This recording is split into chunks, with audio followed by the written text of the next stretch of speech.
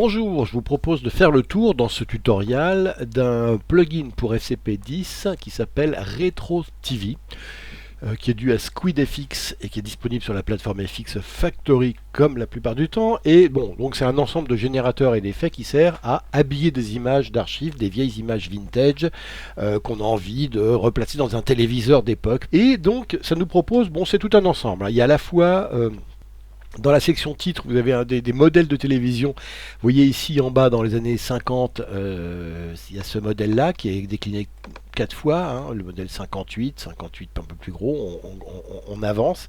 On l'a même en Lowerthird ici comme ça, pour éventuellement faire un habillage de titres sur des images d'archives. Après on a le modèle années 60, comme ça, pareil, en 4 exemplaires. Après on a le modèle 65, c'est un autre modèle de genre de poste de télé, hein, donc on zoome en avance comme ça pour faire différents plans. Et on a également un modèle des années 80 et on a un cinquième modèle. Oh, il est bien celui-là, regardez, on a en plus de profil, c'est le seul qu'on a, je pense, comme ça. Et on a un modèle des années fin des années 80, hein, orange comme ça. On va pouvoir changer la couleur même, vous verrez. Et puis on a aussi, vous voyez, à part ces générateurs ici, on a des générateurs pour faire du papier peint un petit peu d'époque ici. Regardez celui-là par exemple, hein, des vieux papiers peints des années 60, 70 ou 50. On a aussi des images comme ça de bruit blanc. On a du bruit blanc ou du bruit rose, des bruits de télévision. Ou un test pattern, c'est-à-dire ça c'était une image qui servait à faire les convergences des tubes, hein, sur les vieux tubes. Donc ça peut servir également à habiller un peu nos images d'archives. Et on a également dans les effets ici de quoi donner un côté un petit peu, regardez, à nos images comme ça, mauvaise réception ou un masque un petit peu, un effet vieille télé, un effet d'allumage de télé ou quand on allume, on éteint les vieux tubes, l'image avec ce bruit là disparaissait au centre, et on peut recréer ça ici avec ces effets. Donc on a plusieurs choses vraiment pour faire un habillage d'images d'archives en les mettant dans les téléviseurs d'époque. Et je trouve ça assez intéressant si vous devez travailler avec des images d'archives. J'ai fait un essai comme ça pour vous montrer rapidement avec une vieille mire de l'ORTF que j'ai récupérée sur le site de l'INA, et regardez ce que ça donne, très simplement et très très vite fait. Voilà, avec un fond et tout ça, et un effet, bioum, hein, et j'ai mis un petit bruitage que j'ai récupéré dans une banque de sons pour faire la télé qui s'éteint, comme ça. Et vous allez voir que tout ça se règle. Alors on va faire le nôtre, hein, maintenant, hein, qu'on est là. Maintenant on va essayer de créer notre propre modèle. Alors comment je commence par aller chercher mon générique de l'ORTF, hein. Je le prends et je viens le poser. Je prends mon générique de l'ORTF, je viens le poser directement ici, vous voyez, dans mon image. Image de l'INA, on le voit ici, c'est signé, et hop, vous voyez, ça bouge comme ça. Donc on va l'allonger un petit peu ici. Et alors ce générique ici, je viens par-dessus poser un modèle. Alors quel modèle je vais prendre? Je vais prendre par exemple ce RetroTV2 ici. Donc je vais le poser par-dessus, comme ça, et je l'adapte à la longueur. Hop, ici, comme ça. Et regardez, mon image, elle est mise directement dans mon poste. Et regardez, il y a même un effet par défaut, hop, d'ouverture du poste, zoup, ici, avec l'image qui tremble, vous voyez, hein, on peut remettre la musique un peu, on pourrait la monter un petit peu, l'animer. Et ensuite, vous allez voir à la fin, ça va par défaut aussi avoir une image qui, comme si le poste s'éteignait, regardez, zoup, ça s'éteint comme ça. Bon, il faudrait que je baisse le son également pour que ce soit cohérent. Tout ça se règle évidemment, hein, dans le, regardez ici, on a l'effet build-in de début, regardez, hop, je l'allume ici, ou je l'enlève ici, et hop, du coup, j'ai mon image tout de suite, ou je le laisse. Pareil pour le build-out. Alors, j'ai plusieurs sortes de build-in, hein. J'ai le turn-on, c'est comme si j'allumais mon télévision, mais ça peut être aussi une image qui bouge. Voilà, mon poste de télé qui vient sur la gauche, ça peut être un effet. Ça peut être de la droite, ça peut être, regardez, les deux ensemble, c'est-à-dire slide left et turn on, c'est-à-dire que l'image s'allume pendant que mon poste arrive. Zoup, voilà, les deux ensemble, hein, etc., etc. Il y a plusieurs styles. Et le turn off, je peux faire un slide backward turn off. À la fin, regardez, mon poste, il va up, comme ça. Alors là, il faudrait que j'anime un peu le son si je veux vraiment faire quelque chose. Donc je vais poser un point d'animation sur le son. Et à la fin, un autre ici. Et vous voyez qu'à la fin, mon son, je le descends. Et comme ça, regardez. Je peux régler la taille du clip à l'intérieur, hein. Alors soit je la règle comme ça, hein, avec mes réglages dans l'écran. Hein, je peux grossir. Je l'aligne comme je veux. Hein, et je peux déplacer le centre un peu si je veux, complètement l'animer différemment, comme ça par exemple. Hein, ça dépend de votre image, tout ça. Mais tout ça, en tout cas, c'est bien que ça puisse être réglable. Moi, je trouve, c'est un petit plus. Donc je vais le régler comme c'était au démarrage, donc à peu près, ouais, comme ça, et puis bien centré. Et puis qu'est-ce qu'on peut faire? La taille de la télé également, ça veut dire qu'on peut l'animer cette télévision. Vous voyez qu'au début elle arrive sur la gauche, paf, mais une fois qu'elle est là, Je peux très bien faire un petit point d'animation ici sur la taille de la télé et avant qu'elle disparaisse, ici, la faire grossir un peu ma télé, la faire avancer comme ça avant qu'elle disparaisse. Et regardez ce que ça va donner. Paf, elle arrive ici, maintenant elle se met à avancer comme ça, ma télévision, et une fois à la fin qu'elle est bien devant, vous allez voir que pioum, elle repart en arrière en s'éteignant. Donc j'ai animé la taille de la télé ici. La position de la télé, je peux également la changer, à gauche ou à droite. Je peux animer ça également. J'ai une antenne ici qui est facultative, que je peux mettre ou ne pas mettre. Bon, voilà. Dim the light, regardez ce que ça fait. Ça change mon éclairage ici. J'ai un éclairage, une lumière qui est posée sur ma télévision. Je peux l'enlever si je préfère, comme ça. La saturation de la télé, c'est la couleur de la télé. Hop, je peux la mettre complètement en noir et blanc si je veux vraiment coller aux archives noir et blanc que j'ai à l'intérieur de mon poste. Ou au contraire, laisser, moi j'aime mieux comme ça, la couleur un petit peu vieillotte de cette télé. Alors le background derrière, eh ben, soit j'ai un solid color que je peux régler, ma solid color, elle est là, mais je peux aussi voilà, la transformer en quelque chose de plus, voilà, plus comme ça.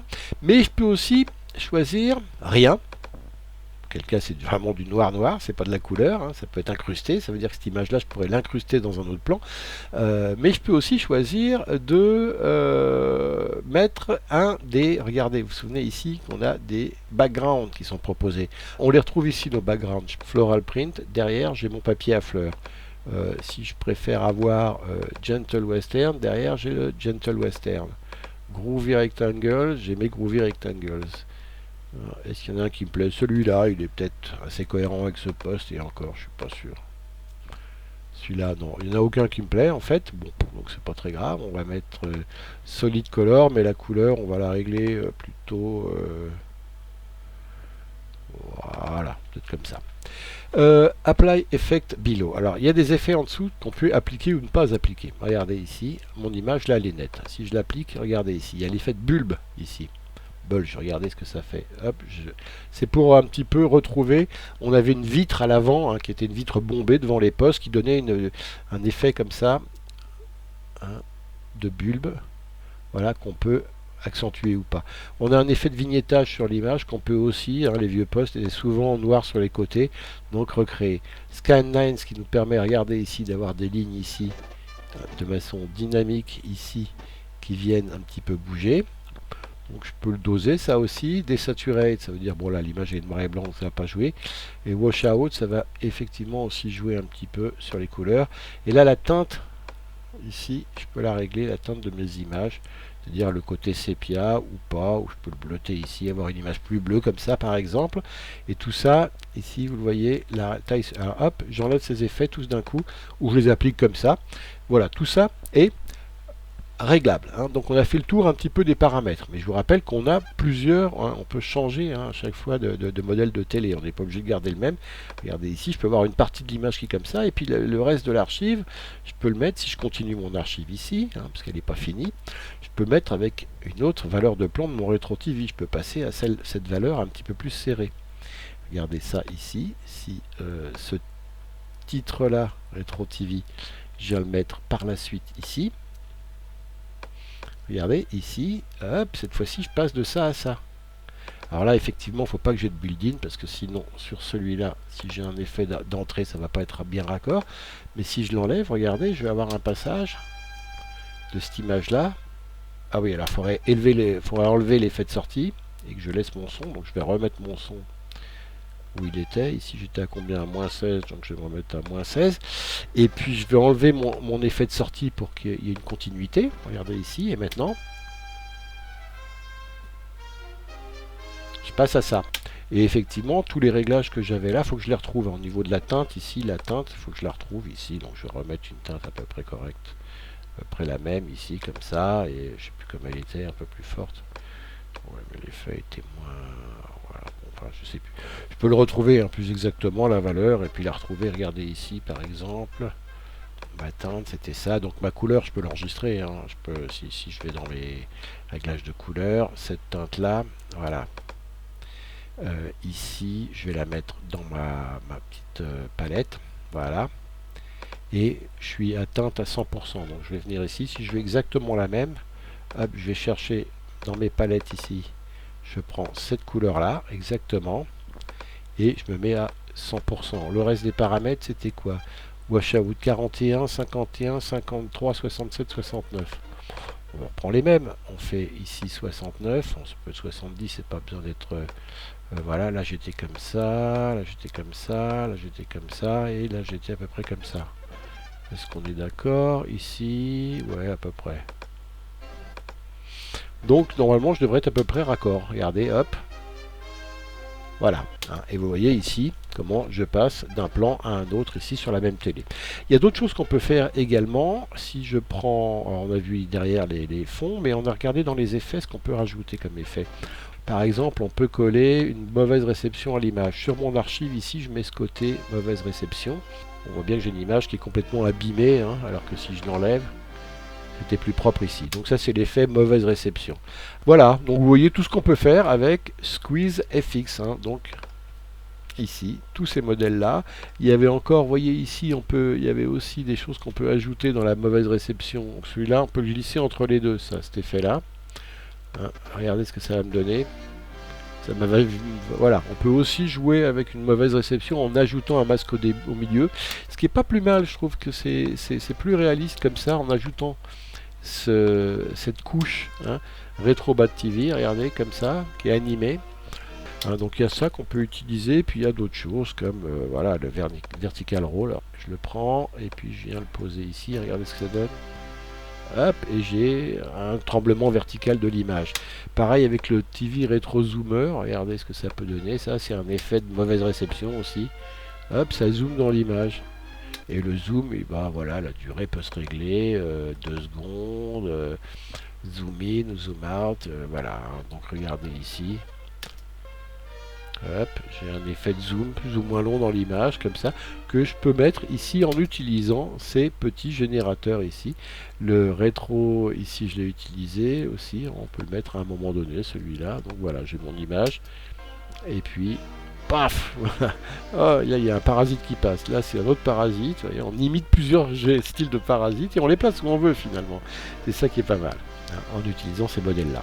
Donc vous voyez qu'on a tout un set d'effets complètement complet pour habiller nos vieilles images d'archives et les rendre, regarder la télé comme on la regardait il y a 50 ou 60 ans. Voilà, c'est tout pour aujourd'hui. Merci et à bientôt.